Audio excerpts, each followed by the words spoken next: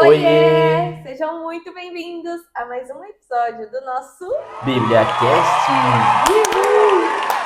E hoje, minha gente, é dia de lermos 3 evangelhos nesse episódio. Vamos ler Mateus 22, do versículo 15 ao 46, Mateus 23, do versículo 1 ao 39, Marcos 12, do versículo 13 ao 44, Lucas 20, do versículo 19 ao 47, Lucas 21, do versículo 1 ao 4 e Lucas 13, do versículo 31 ao 35. E no final nós vamos fazer a nossa análise de tudo que a gente vai estar lendo hoje, tá? Então por isso que eu já te convido para ficar com a gente até o final e abrir a sua Bíblia aí em Mateus 22, do versículo 15 ao 46. Líderes religiosos perguntam a Jesus sobre o pagamento de impostos. Então os fariseus saíram e começaram a planejar um meio de enredá-lo nas suas próprias palavras. Enviaram-lhe discípulos com os herodianos que lhe disseram: Mestre, sabemos que és íntegro e que ensinas o caminho de Deus, conforme a verdade, e que não te deixas influenciar por ninguém. Por que não te prendes à aparência dos homens? Assim sendo, diz-nos o que pensas. É certo pagar imposto a César ou não? Jesus, porém, conhecendo a má intenção deles, perguntou: Hipócritas, por que vocês estão me pondo à prova? Mostre-me a moeda usada para pagar o imposto. Eles lhe mostraram um denário. E ele lhes perguntou: De quem é esta imagem e esta inscrição? De César, responderam. Então ele lhes disse: Deem a César o que é de César e a Deus o que é de Deus. Ao ouvirem isso, ficaram admirados e, deixando-o, retiraram-se. Líderes religiosos perguntam a Jesus sobre a ressurreição. Naquele mesmo dia, os saduceus, que dizem não haver ressurreição, aproximaram-se dele com a seguinte questão: Mestre, Moisés disse que, se um homem morrer sem deixar filhos, o irmão desse homem deverá se casar com a viúva e gerar descendência para o seu irmão. Havia entre nós 7 irmãos. O primeiro casou-se e morreu. Como não teve filhos, deixou a mulher para o seu irmão. A mesma coisa aconteceu com o segundo, com o terceiro até o sétimo. Finalmente, morreu também a mulher. Pois bem, na ressurreição, de qual dos 7 será esposa, visto que todos foram casados com ela? Jesus respondeu: Vocês estão errados pelo fato de não conhecerem as Escrituras nem o poder de Deus. Na ressurreição, as pessoas não se casam, nem são dadas em casamento, mas são como os anjos no céu. Quanto à ressurreição dos mortos, vocês não leram o que Deus disse a vocês? Eu sou o Deus de Abraão, o Deus de Isaque e o Deus de Jacó?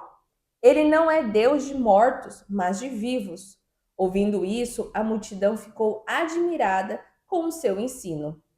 Líderes religiosos perguntam a Jesus sobre o grande mandamento. Ao ouvirem dizer que Jesus havia deixado os saduceus sem resposta, os fariseus se reuniram. Um deles, perito na lei, o pôs à prova com esta pergunta: Mestre, qual é o maior mandamento da lei? Jesus respondeu: Ame ao Senhor, o seu Deus, com todo o seu coração, com toda a sua alma e com todo o seu entendimento. Este é o primeiro e maior mandamento. E o segundo é semelhante a ele: ame ao seu próximo como a você mesmo. Desses 2 mandamentos dependem toda a lei e os profetas. Líderes religiosos não respondem à pergunta de Jesus. Enquanto os fariseus estavam reunidos, Jesus lhes perguntou: O que vocês pensam a respeito do Cristo? De quem ele é filho? É filho de Davi, responderam. Ele lhes disse: Então, como é que Davi, falando pelo Espírito, o chama Senhor? Pois ele afirma: O Senhor disse ao meu Senhor: Assente-se à minha direita, até que eu faça dos seus inimigos um estrado para os seus pés. Se, pois, Davi o chama Senhor, como ele pode ser seu filho? Ninguém conseguia responder-lhe uma palavra, e daquele dia em diante, ninguém mais ousava fazer-lhe perguntas. Mateus 23, do versículo 1 ao 39. Jesus condena a hipocrisia dos fariseus e dos mestres da lei. Então Jesus disse à multidão e aos seus discípulos: Os mestres da lei e os fariseus se assentam na cadeira de Moisés. Obedeçam-lhes e façam tudo o que eles lhe dizem. Mas não façam o que eles fazem, pois não praticam o que pregam. Eles atam fardos pesados e os colocam sobre os ombros dos homens, mas eles mesmos não estão dispostos a levantar um só dedo para movê-los. Tudo o que fazem é para serem vistos pelos homens. Eles fazem seus filactérios bem largos e as franjas de suas vestes bem longas. Gostam do lugar de honra nos banquetes e dos assentos mais importantes nas sinagogas, de serem saudados nas praças e de serem chamados mestres. Mas vocês não devem ser chamados mestres. Um só é o mestre de vocês, e todos vocês são irmãos. A ninguém na terra chamem pai, porque vocês só têm um pai, aquele que está nos céus. Tampouco vocês devem ser chamados chefes, porquanto vocês têm um só chefe, o Cristo. O maior entre vocês deverá ser servo, pois todo aquele que a si mesmo se exaltar será humilhado, e todo aquele que a si mesmo se humilhar será exaltado. Ai de vocês, mestres da lei e fariseus hipócritas! Vocês fecham o reino dos céus diante dos homens. Vocês mesmos não entram, nem deixam entrar aqueles que gostariam de fazê-lo. Ai de vocês, mestres da lei e fariseus, hipócritas!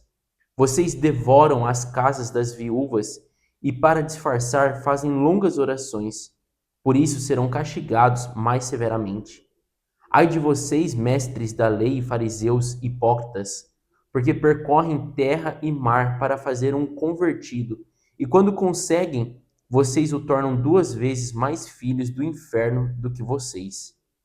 Ai de vocês, guias cegos, pois dizem: se alguém jurar pelo santuário, isto nada significa, mas se alguém jurar pelo ouro do santuário, está obrigado por seu juramento. Cegos insensatos! Que é mais importante, o ouro ou o santuário que santifica o ouro? Vocês também dizem: se alguém jurar pelo altar, isto nada significa, mas se alguém jurar pela oferta que está sobre ele, está obrigado por juramento. Cegos! Que é mais importante, a oferta ou o altar que santifica a oferta? Portanto, aquele que jurar pelo altar, jura por ele e por tudo o que está sobre ele. E o que jurar pelo santuário, jura por ele e por aquele que nele habita. E aquele que jurar pelos céus, jura pelo trono de Deus e por aquele que nele se assenta. Ai de vocês, mestres da lei e fariseus, hipócritas! Vocês dão dízimo da hortelã, do endro e do cominho, mas têm negligenciado os preceitos mais importantes da lei: a justiça, a misericórdia e a fidelidade. Vocês devem praticar estas coisas sem omitir aquelas. Guias cegos, vocês coam um mosquito e engolem um camelo.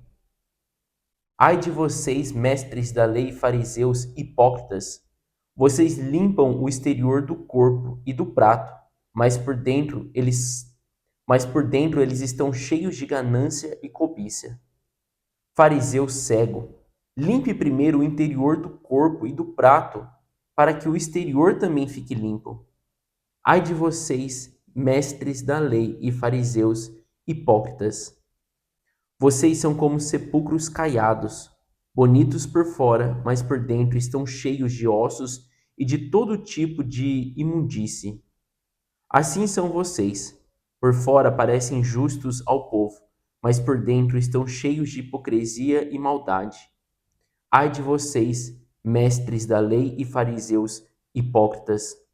Vocês edificam os túmulos dos profetas e adornam os monumentos dos justos, e dizem: se tivéssemos vivido no tempo Se tivéssemos vivido no tempo dos nossos antepassados, não teríamos tomado parte com eles no derramamento do sangue dos profetas. Assim, vocês testemunham contra si mesmos que são descendentes dos que assassinaram os profetas. Acabem, pois, de encher a medida do pecado dos seus antepassados.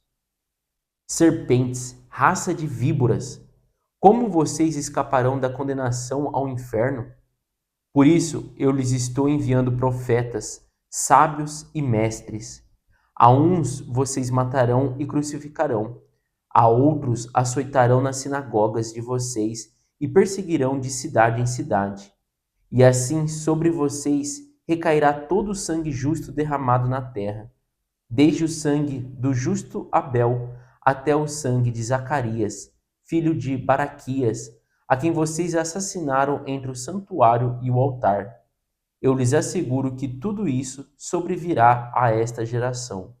Jerusalém, Jerusalém, você que mata os profetas e apedreja os que lhe são enviados. Quantas vezes eu quis reunir os seus filhos, como a galinha reúne os seus pintinhos debaixo de suas asas, mas vocês não quiseram. Eis que a casa de vocês ficará deserta, pois eu lhes digo que vocês não me verão mais, até que digam: Bendito é o que vem em nome do Senhor. Marcos 12, do versículo 13 ao 44. Líderes religiosos perguntam a Jesus sobre o pagamento de impostos. Mais tarde, enviaram a Jesus alguns dos fariseus e dos herodianos para o apanharem em alguma coisa que ele dissesse. Estes se aproximaram dele e disseram: Mestre, sabemos que és íntegro e que não te deixas influenciar por ninguém, porque não te prendes à aparência dos homens, mas ensinas o caminho de Deus conforme a verdade. É certo pagar imposto a César ou não? Devemos pagar ou não? Jesus, porém, conhecendo a hipocrisia deles, perguntou: Por que vocês estão me pondo à prova? Tragam-me um denário para que eu o veja. Eles lhe trouxeram a moeda e ele lhes perguntou: De quem é esta imagem e esta inscrição? De César, responderam. Então Jesus lhes disse: Deem a César o que é de César e a Deus o que é de Deus. E ficaram admirados com ele. Líderes religiosos perguntam a Jesus sobre a ressurreição. Depois, os saduceus, que dizem não haver ressurreição, aproximaram-se dele com a seguinte questão: Mestre, Moisés nos deixou escrito que, se um homem morrer e deixar mulher, mas não deixar filhos, o irmão desse homem deverá se casar com a viúva e gerar descendência para o seu irmão. Havia 7 irmãos. O primeiro casou-se e morreu sem deixar descendência. O segundo casou-se com a viúva, mas também morreu sem deixar filhos. O mesmo aconteceu com o terceiro. Nenhum dos 7 deixou filhos. Finalmente morreu também a mulher. Na ressurreição, de qual deles será a esposa, visto que os 7 foram casados com ela? Jesus respondeu: Acaso não estão errados pelo fato de não conhecerem as Escrituras nem o poder de Deus? Quando os mortos ressuscitam, não se casam nem são dados em casamento, mas são como os anjos nos céus. Quanto à ressurreição dos mortos, vocês não leram no livro de Moisés, no relato da sarça, como Deus lhe disse: Eu sou o Deus de Abraão, o Deus de Isaque e o Deus de Jacó. Ele não é Deus dos mortos, mas de vivos. Vocês estão muito enganados. Líderes religiosos perguntam a Jesus sobre o grande mandamento. Um dos mestres da lei aproximou-se e os ouviu discutindo. Percebendo que Jesus lhes dera uma boa resposta, perguntou-lhe: Qual é o mandamento mais importante de todos? Jesus respondeu: O mais importante é este: Ouça, Israel, o Senhor, o nosso Deus, é o único Senhor. Ame ao Senhor, o seu Deus, com todo o seu coração, com toda a sua alma, com todo o seu entendimento e com todas as suas forças. O segundo é este: ame ao seu próximo como a você mesmo. Não existe mandamento maior do que estes. Muito bem, mestre, disse o mestre da lei. Está certo ao dizeres que Deus é único, que não existe outro além dele e que amá-lo com todo o coração, com todo o entendimento e com todas as forças e amar ao próximo como a si mesmo é mais importante do que todos os sacrifícios e ofertas. Vendo que ele tinha respondido sabiamente, Jesus lhe disse: Você não está longe do reino de Deus. Daí em diante, ninguém mais ousava fazer-lhe perguntas. Líderes religiosos não respondem à pergunta de Jesus. Enquanto ensinava no templo, Jesus perguntou: Como os mestres da lei dizem que o Cristo é filho de Davi?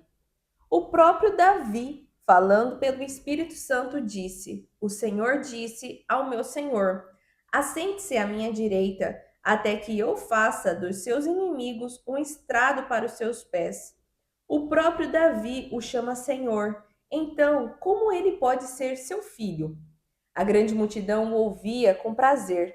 Ao ensinar, Jesus dizia: Cuidado com os mestres da lei. Eles gostam de andar com roupas especiais, das saudações nas praças, dos assentos mais importantes nas sinagogas e dos lugares de honra nos banquetes. Devoram a casa das viúvas e, para disfarçar, fazem longas orações. Esses homens serão punidos com maior rigor. A oferta de uma viúva pobre. Jesus sentou-se em frente do lugar onde eram colocadas as contribuições e observava a multidão colocando dinheiro na caixa de ofertas. Muitos ricos lançavam ali grandes quantias. Então, uma viúva pobre chegou e colocou 2 pequeninas moedas de cobre de muito pouco valor. Chamando a si os seus discípulos, Jesus disse a eles: Em verdade lhes digo que esta viúva pobre colocou na caixa de ofertas mais do que todos os outros. Todos deram do que lhe sobrava, mas ela, da sua pobreza, deu tudo o que possuía para viver. Lucas 20, do versículo 19 ao 47. Os mestres da lei e os chefes dos sacerdotes procuravam uma forma de prendê-lo imediatamente, pois perceberam que era contra eles que ele havia contado essa parábola. Todavia, tinham medo do povo. O pagamento de imposto a César. Pondo-se a vigiá-lo, eles mandaram espiões que se fingiam justos para apanhar Jesus em alguma coisa que ele dissesse, de forma que o pudessem entregar ao poder e autoridade do governador. Assim, os espiões lhe perguntaram: Mestre, sabemos que fala e ensinas o que é correto, e que não mostras parcialidade, mas ensinas o caminho de Deus conforme a verdade. É certo pagar imposto a César ou não? Ele percebeu a astúcia deles e lhes disse: Mostrem-me um denário. De quem é a imagem e a inscrição que há nele?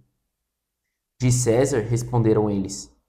Ele lhes disse: Portanto, deem a César o que é de César, e a Deus o que é de Deus.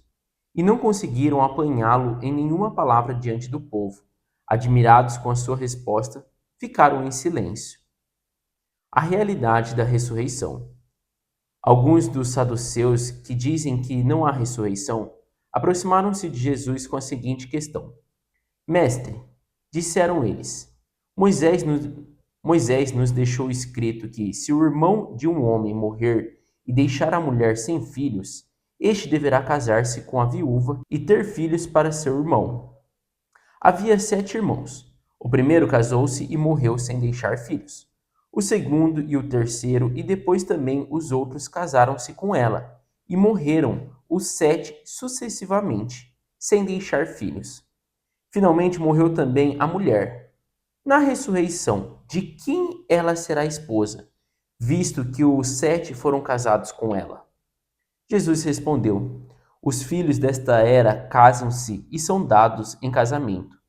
Mas os que forem considerados dignos de tomar parte na era que há de vir e na ressurreição dos mortos, não se casarão nem serão dados em casamento. E não podem mais morrer, pois são como os anjos. São filhos de Deus, visto que são filhos da ressurreição. E que os mortos ressuscitam, Já Moisés mostrou no relato da sarça, quando ao Senhor ele chama Deus de Abraão, Deus de Isaque e Deus de Jacó. Ele não é Deus de mortos, mas de vivos, pois para ele todos vivem. Alguns dos mestres da lei disseram: Respondeste bem, mestre. E ninguém mais ousava fazer-lhes perguntas. O Cristo é Senhor de Davi. Então Jesus lhes perguntou: Como dizem que o Cristo é filho de Davi? O próprio Davi afirma no livro de Salmos: O Senhor disse ao meu Senhor: Senta-te à minha direita até que eu ponha os teus inimigos como estrado para os teus pés. Portanto, Davi o chama Senhor. Então, como é que ele pode ser seu filho? Estando todo o povo a ouvi-lo, Jesus disse aos seus discípulos: Cuidado com os mestres da lei. Eles fazem questão de andar com roupas especiais e gostam muito de receber saudações nas praças e de ocupar os lugares mais importantes nas sinagogas e os lugares de honra nos banquetes. Eles devoram as casas das viúvas e, para disfarçar, fazem longas orações. Esses homens serão punidos com maior rigor. Lucas 21, do versículo 1 ao 4. A oferta de uma viúva pobre. Jesus olhou e viu os ricos colocando as suas contribuições na caixa de ofertas. Viu também uma viúva pobre colocar 2 pequeninas moedas de cobre. Ele disse: Em verdade lhes digo que esta viúva pobre colocou mais do que todos os outros. Todos esses deram do que lhes sobrava, mas ela, da sua pobreza, deu tudo o que possuía para viver. Lucas 13, do versículo 31 ao 35. O lamento profético sobre Jerusalém. Naquela mesma hora, alguns fariseus aproximaram-se de Jesus e lhe disseram: Saia e vá embora daqui, pois Herodes quer matá-lo. Ele respondeu: Vão dizer àquela raposa: Expulsarei demônios e curarei o povo hoje e amanhã, e no terceiro dia estarei pronto. Mas preciso prosseguir hoje, amanhã e depois de amanhã, pois certamente nenhum profeta deve morrer fora de Jerusalém. Jerusalém, Jerusalém, você que mata os profetas e apedreja os que lhes são enviados. Quantas vezes eu quis reunir os seus filhos, como a galinha reúne os seus pintinhos debaixo das suas asas, mas vocês não quiseram. Eis que a casa de vocês ficará deserta.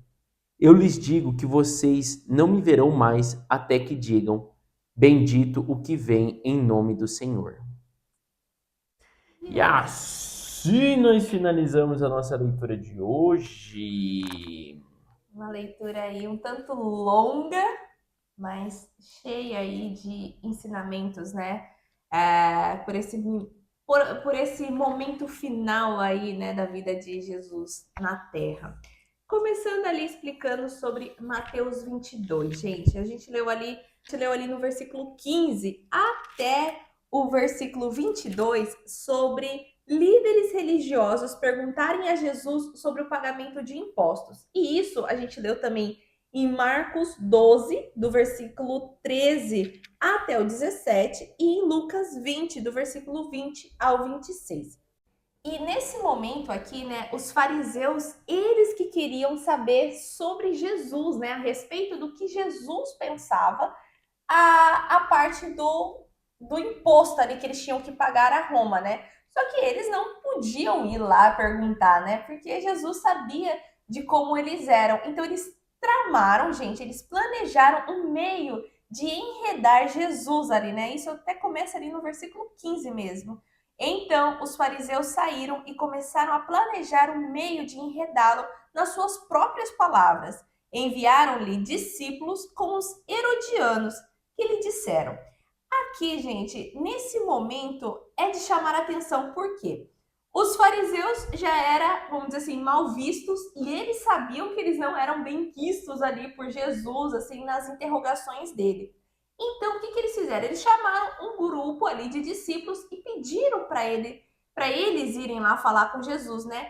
E ali eles começam o quê? Elogiando Jesus, Por que o elogiar? Elogiar seria uma forma ali de enredar Jesus, né? Para que ele caísse naquela lengainha, vamos dizer assim, e ali ele falasse realmente o que ele pensava. Mas Jesus sabe do coração, gente. Tanto é que quando eles falam, né? Mestre, sabemos que você é íntegro, que ensina o caminho de Deus e tá, né? Aí ele fala: olha, vocês são hipócritas. Por que vocês estão me pondo à prova? Porque eles perguntam ali: é certo ou não pagar o imposto de Roma? E é preciso que a gente entenda esse momento, né, que está tendo. Por quê? Os fariseus eles eram contra pagar o imposto, porque eles estavam sendo dominados por Roma e Roma cobrava ali um imposto exorbitante e eles eram devotos, né? Vamos dizer assim, adoradores de deuses. Então, eram líderes pagãos. Então, ali eles estariam financiando aquela adoração.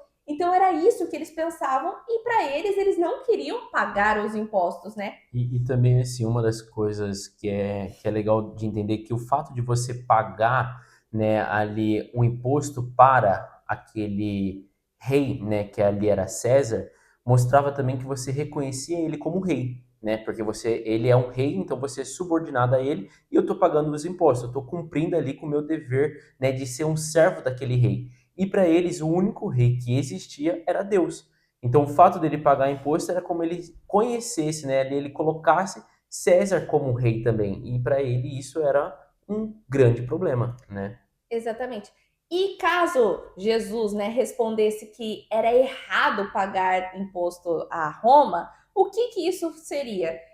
Seria um pretexto para a morte dele, porque daí ele estaria contra Roma e logo, né, os fariseus iam já lá falar para o rei César e tudo mais que ele estava tramando contra o rei, né? Então ele não podia falar que era errado pagar imposto para Roma, mas também ele não podia falar também que era certo, porque daí seria isso que o Jesus está falando, né? Que ele seria um apoiador do que Roma faz, né? Seria um apoiador das práticas idólatras de Roma. Então ele não podia tomar pretexto de nenhum dos lados. Então por isso que ele vai muito sábio, né? E pega o denário ali. E o denário mostra de quem é o denário, vamos dizer, né? Então, se ali está a figura de César, esse dinheiro é dele, então pague a ele o que cabe a ele. E ali não teve mais discussão nenhuma, né?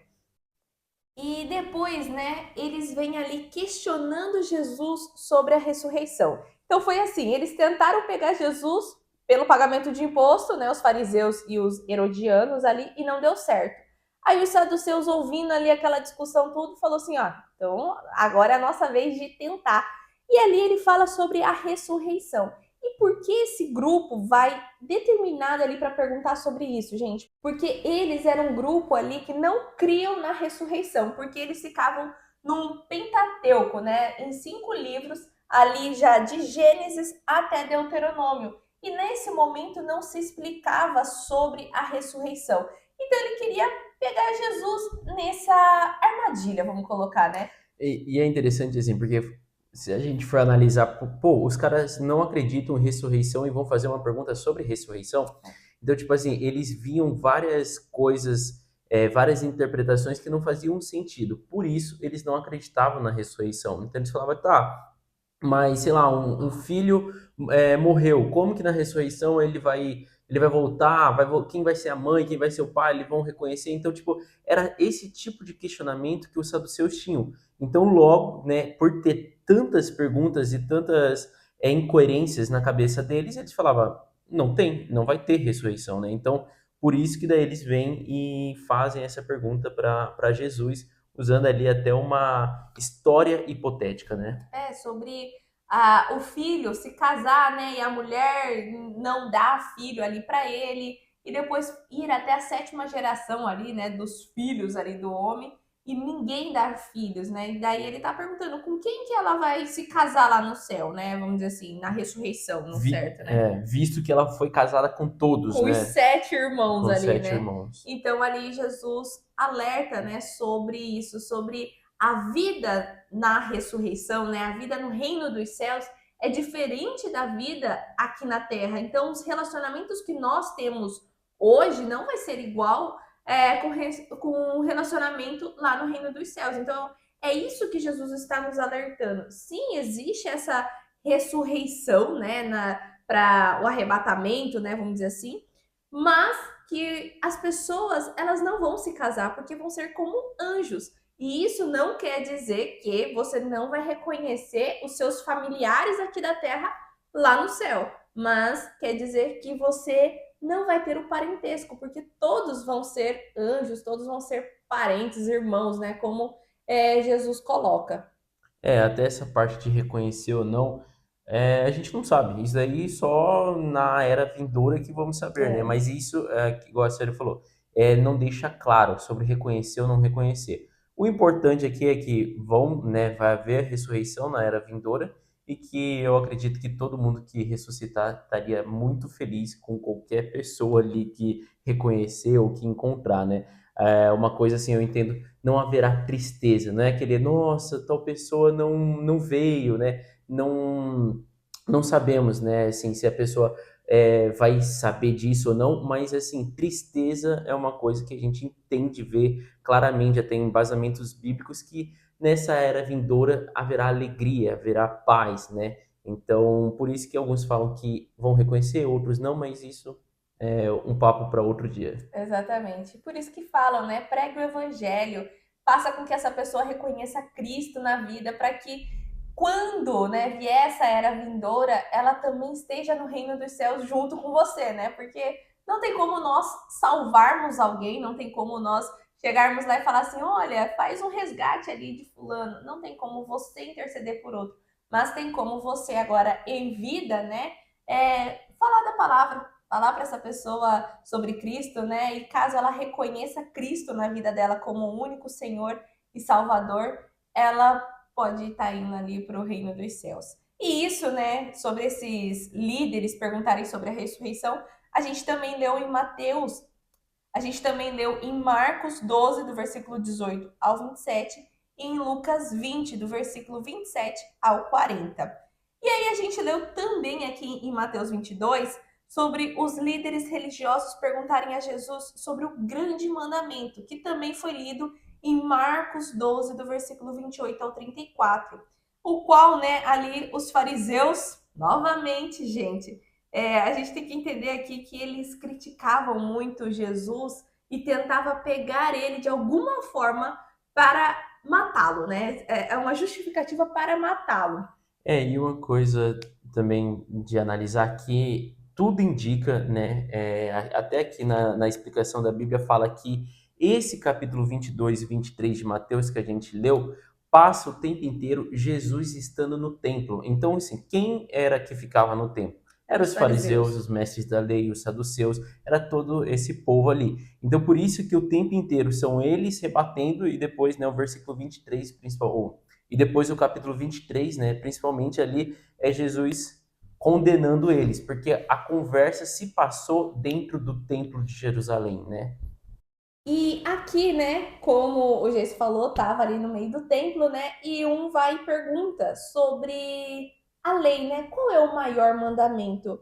E o Senhor vai e responde para ele. E eu gosto da explicação, não que de Mateus 22 aqui está ruim ou coisa do tipo, mas em Marcos ele dá uma resposta muito boa, né? Lá em Marcos 12, do versículo 28 ao 34, que quando Jesus responde, né, que ali é para amar o Senhor, o seu Deus, com todo o seu coração, com toda a sua alma, com todo o seu entendimento e com todas as suas forças. E o segundo é amar o seu próximo como a você mesmo. E não existe mandamento maior do que esse. O mestre da lei ali que estava questionando Jesus, tentando pegá-lo ali nessa pergunta, né?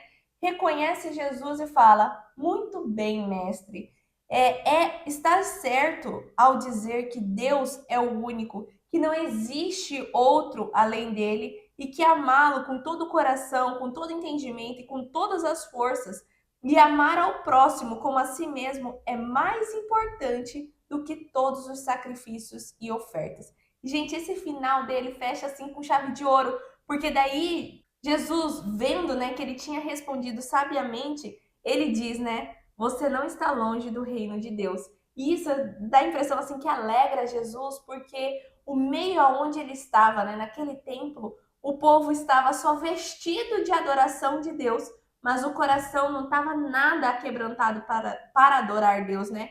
E quando esse mestre da lei reconhece esses dois grandes mandamentos da lei e fala, né, sobre isso ser maior do que sacrifício e oferta, porque era o que eles ali Praticavam, valorizava, né? né? Praticavam, né? E praticavam também. Então aquilo alegra Jesus, porque realmente foi essa a intenção que Jesus veio, né, para mostrar direito como é adorar a Deus, né? Que Deus não prefere que você faça sacrifícios e tudo mais, mas sim que o seu coração esteja voltado para ele.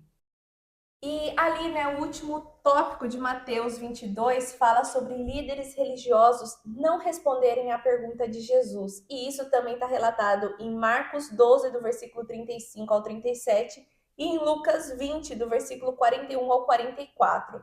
Ali, gente, como a gente está ali dentro do templo, né?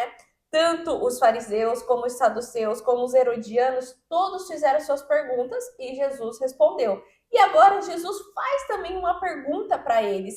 Por quê, gente? Ali ele quer que eles reconheçam ele como Messias, mas não ele falando, olha, eu sou o Messias. E ele faz um questionamento sobre o que está em Salmos, né? A respeito de Davi. Porque eles falavam o quê? Que o Messias viria da descendência de Davi. Até aí tudo bem. Porém, ali quando ele cita isso e fala como Davi falava com o Senhor e não reconhecia ele como pai, mas sim como Senhor, mostra que o Messias é muito superior a Davi. Não mostra essa inferioridade ou de que Davi ali era pai do Messias, mas mostra que o próprio Davi reconhecia essa submissão dele ao Messias. Então, quando Exatamente. Não, porque os fariseus, né, eles entendiam que Jesus, por vir da linhagem de Davi, é como se, isso que a senhora falou, Jesus estaria, vamos dizer assim, submisso abaixo, a Davi, né? é como se fosse assim, Deus, Davi e depois o Messias, porque viria, né, dessa linhagem de Davi, né?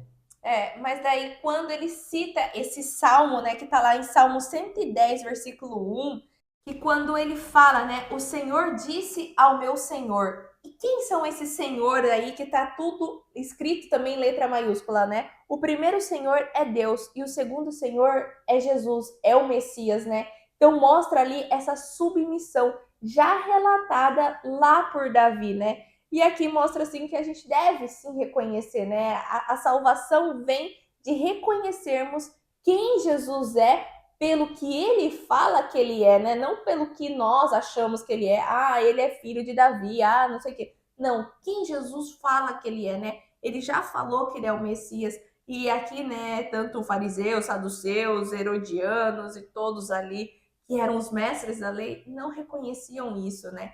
Então ali era um chacoalhão para eles. E Jesus deixando claro, né, a autoridade que ele tinha, porque Davi, até quando escreve esses salmos, ele é um rei. Então, tipo assim, Jesus está falando, como que Davi vai chamar alguém, né? Tipo, o Senhor disse ao meu Senhor. Então, ou seja, tem ali, né, ele Uma para hierarquia, uma né? hierarquia, exata. Então, tipo assim, deixando claro para eles, tipo assim, analisem a escritura. Vocês que leem tantas escrituras, tipo assim, eu acho muito bacana como Jesus usa da própria, né, ali da escritura, daquilo que os fariseus diziam entender e saber de tudo, né? Ele usa a própria escritura para rebater o próprio entendimento e teorias ali que os fariseus tiravam, né?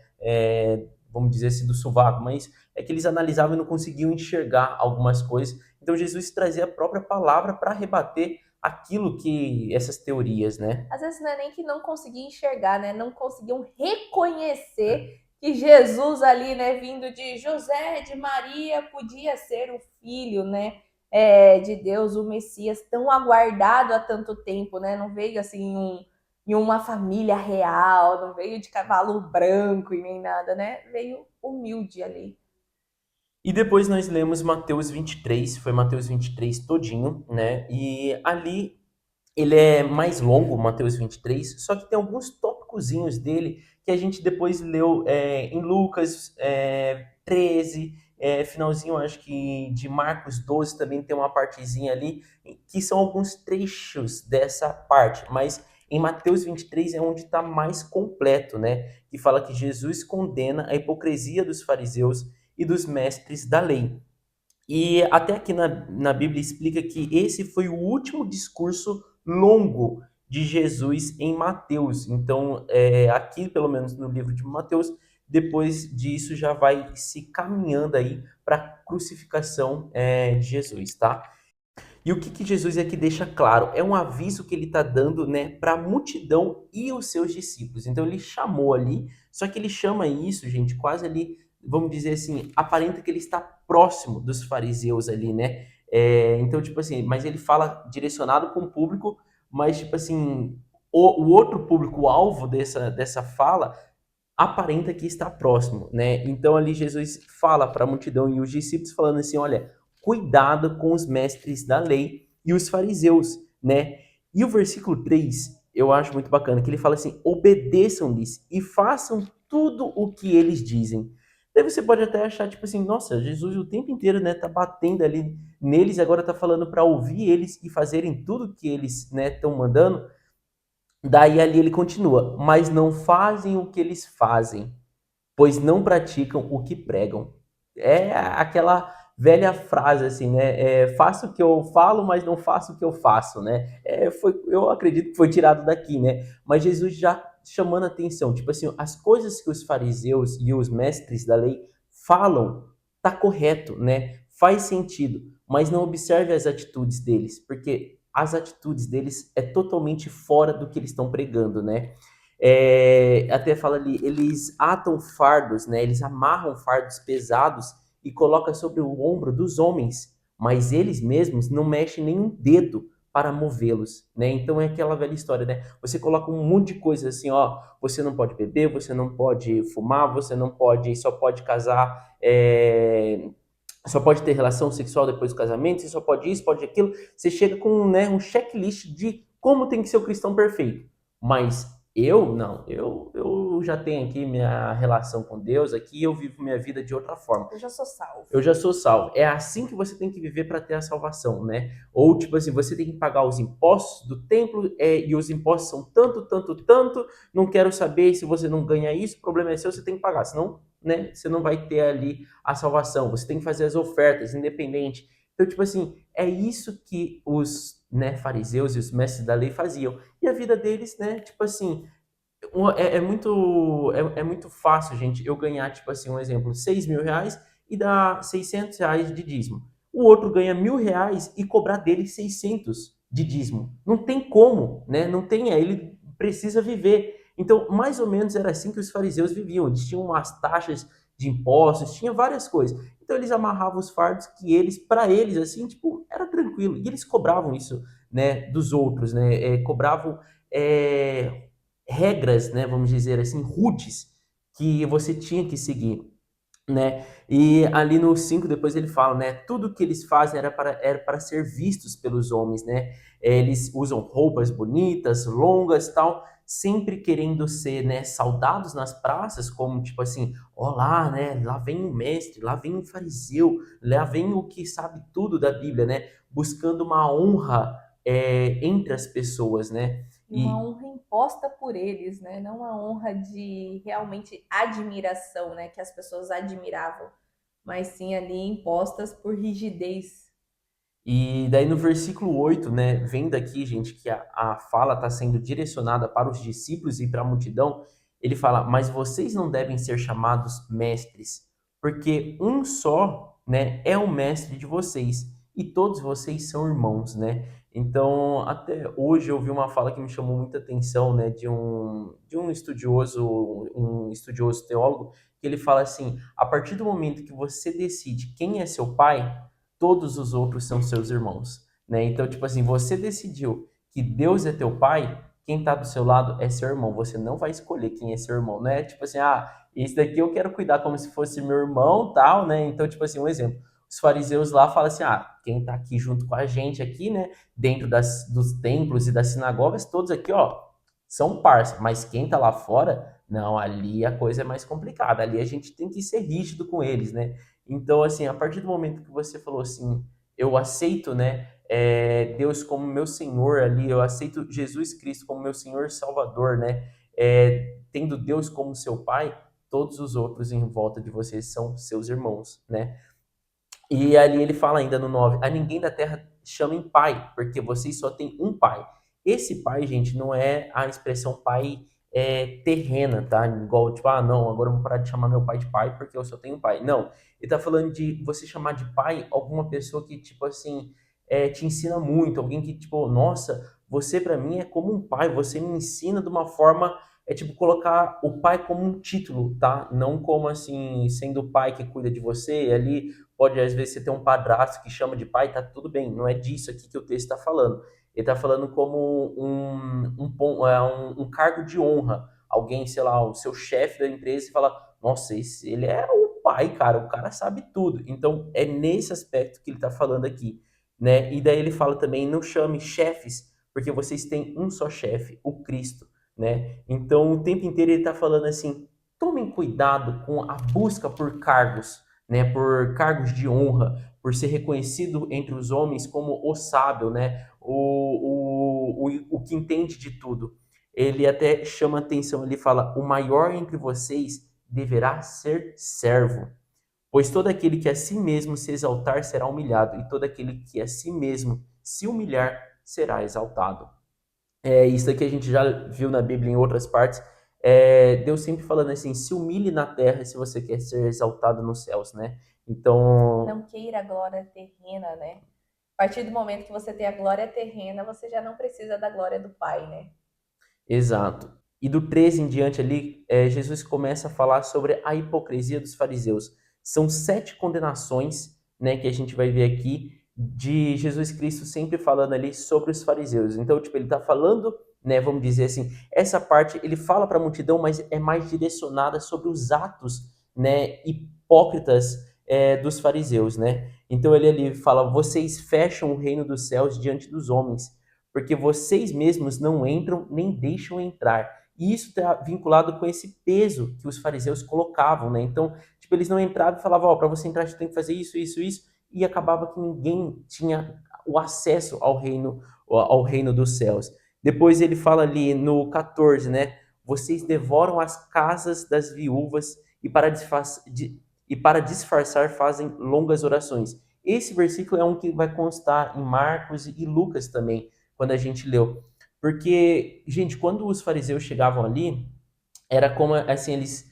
o que que fala ali, né? Devoram as casas. Porque eles realmente, tipo assim, falava para a viúva que agora, para cuidar da viúva, a viúva precisava, tipo, dar as coisas para eles, porque eles tinham que cuidar dela, tal. E, tipo assim, faziam limpa, né, na casa da viúva, mas com uma desculpa, tipo assim, muito bonita, que era necessário aquilo para agora cuidar dela, sei lá o quê. E ainda depois faziam longas orações, né? Tipo assim, vamos orar agora por você, pela sua casa, né? Então, tipo, é pesado você ler isso, né? Em vez ali deles ajudarem, não, eles usavam, né, de falas ali ainda para sacar mais coisa delas, né? E daí no 15 depois ele fala: vocês percorrem toda a terra e o mar para fazer um convertido, mas depois disso, né, vocês tornam 2 vezes mais filho do inferno do que vocês. Então, após vocês converter alguma pessoa, né, então, tipo, o que eles falavam era bacana, era certo, era coisas assim que estavam na Bíblia e convertiam. Mas depois, pelo próprio ato dos fariseus, a pessoa convertida se tornava ali pior do que filho do inferno, né? Então ali depois ele começa falando de cegos tal, que juram pelo santuário. Ali ele está explicando, tipo, vocês estão jurando até pelas coisas erradas. Vocês juram pela oferta, em vez de jurar pelo altar. Então vocês estão colocando mais valor no ouro ali do santuário e pela oferta que está no altar do que pelo próprio altar e pelo próprio santuário. Então, tipo assim, vocês estão com a visão totalmente errada, entendeu? O que faz ali, né, a oferta ser santa é dela estar no altar, de ela estar no lugar santificado, não no dinheiro que está ali dentro, né? Então, enfim, gente, ali ele é bem claro, né? O tempo inteiro ali, Jesus foi claro nas acusações de hipocrisia dos fariseus, e o tempo inteiro isso eu vejo que é um chacoalhão para nós, né? Porque os fariseus se achavam ali entendedores e se achavam que estavam no caminho certo. E é isso uma das coisas que mexe comigo, né? E eu trago essa reflexão. Cuidado quando você achar que você está muito certinho. Provavelmente você já está errado, né? A- E tem dois tópicos, né, dessas 7 maneiras que Jesus fala, que me chama muita atenção, que é o de manter as aparências, mas interiormente, né, a pessoa está corrompida, e de fingir espiritualidade para disfarçar o pecado. Isso é muito antigo, mas também muito atual, gente. A gente precisa muito vigiar, né, com qual intenção a gente está agindo de certa maneira, que às vezes a gente está só se enganando, e quando a gente começa nessa atitude e começa a colocar na nossa cabeça, ah, ninguém tá vendo, ah, é só hoje, ah, é para um bem de tal, a gente começa a se perder. Então a gente precisa primeiro limpar o interior, né? Não interessa se você tá vestido mal, se você tem maus costumes, vamos dizer assim, mas se interiormente você tá íntegro ali, você tá bem, é isso que vale. Depois, as aparências externas é detalhe, sabe? Mas não tente adornar coisas, né, para esconder outras. Então, a gente já viu isso até da figueira, a gente já viu isso ali em sentar em lugares de honra. Então, a todo momento, Jesus vem nos alertando sobre isso, sobre o que a gente está querendo esconder, né? Exato. Ele fala, inclusive, dos dízimos, que ali os fariseus davam dízimo, mas na verdade o principal, né, o que eles deveriam estar tendo, porque eles eram justos no dízimo, mas a justiça dele e a misericórdia e a fidelidade, isso eles negavam, né? Fala dessa parte, igual da Senhora falou, de limpar, eles se preocupavam em limpar o prato, limpar o copo, mas a parte interna deles estava suja, estava cheia de Podre, né? hipocrisia, né? E por último ali, que eles falam, né, que os fariseus falavam assim, nossa, né, iam ali nos túmulos dos profetas e falavam assim, nossa, que tadinha aqui, né, do profeta Elias, do profeta, sei lá, Moisés e tal, se a gente tivesse vivido naquela época, até do profeta Zacarias, enfim, tem vários ali, né, e Jesus fala assim, vocês vão ali lamentando e falando que se vocês estivessem vivos naquela época, vocês não teriam sacrificado eles, porque até quem sacrificou muitos dos profetas foi o próprio povo de Israel, foi o próprio sacerdotes, os próprios fariseus ali, né? E me chama a atenção que Jesus fala no 32, acabem, pois, de encher a medida do pecado dos seus antepassados. Né? Até antes, no 31, ele fala assim, vocês testemunham contra si mesmo, que são descendentes dos que assassinaram os profetas. Porque quando vocês falam que se vocês estivessem lá, vocês não tivessem feito isso, você aumenta ainda o pecado dos seus antepassados, mostrando que você é da mesma linha que eles, né? Então isso me chama a atenção, porque às vezes a gente julga quando lê lá sei lá, o povo saindo do Egito fala assim: nossa, eu não acredito que o povo fez isso. Se eu tivesse lá, eu não tinha feito isso. Às vezes você já tá errando aí, porque você está jogando ainda mais pecado nas costas daqueles seus antepassados. Isso já mostra que você tá na mesma linha que eles ali, né? Então, assim, a gente precisa tomar cuidado, né? Jesus ali termina falando serpentes, raça de víboras, né? Muitas vezes quando a gente acha que está nesse caminho, né, certinho, nossa, eu tô aqui lendo a Bíblia todo dia, eu oro, eu sou um exemplo.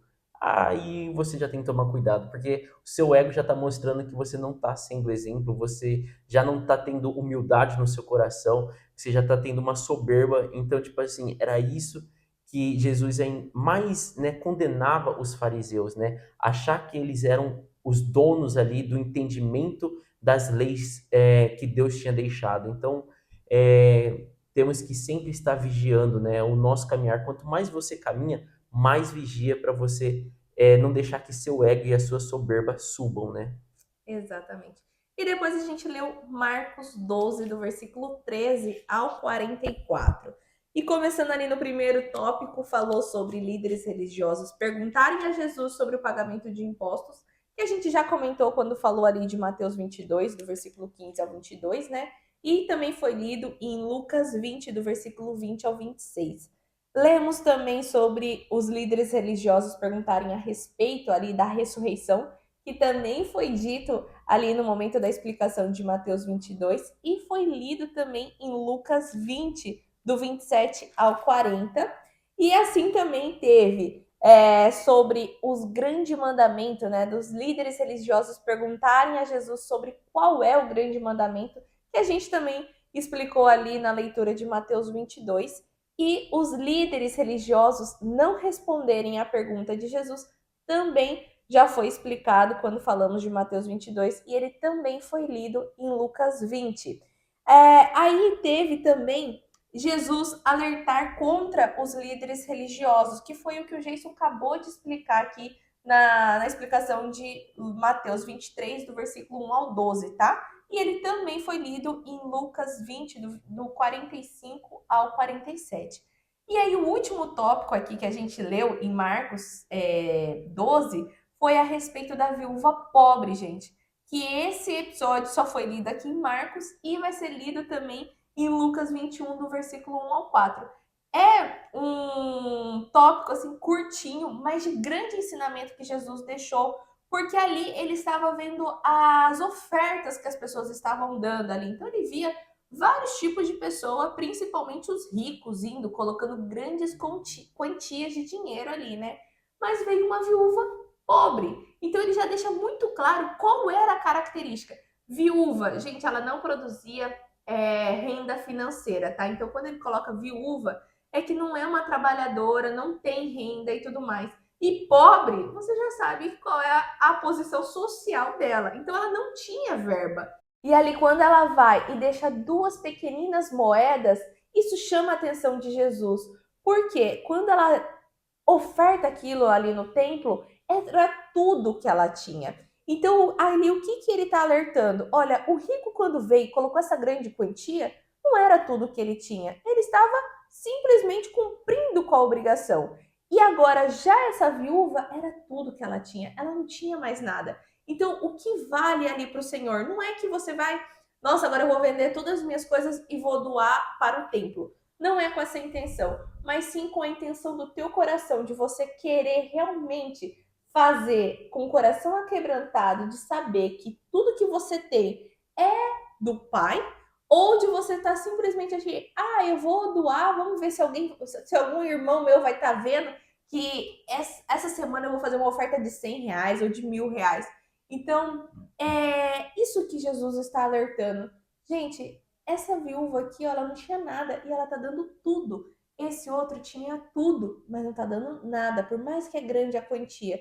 Ele está só fazendo por fazer. Exato. E depois nós lemos Lucas 20, do versículo 19 ao 47, que trata sobre o pagamento de imposto a César, a realidade da ressurreição e o Cristo é Senhor de Davi. Tudo isso foi já lido e discutido quando a Sayuri falou sobre Mateus 22. E depois a gente leu ali Lucas 21, do versículo 1 ao 4, que foi o que eu acabei de explicar, que é a respeito da viúva pobre. E por último, nós lemos Lucas 13, do versículo 31 ao 35, que fala sobre o lamento profético sobre Jerusalém, que foi, né, que tem essa parte aqui, também está escrita ali em Mateus 23, na qual eu expliquei agora há pouco. Exatamente. E acho que é isso que a gente tem para compartilhar com vocês.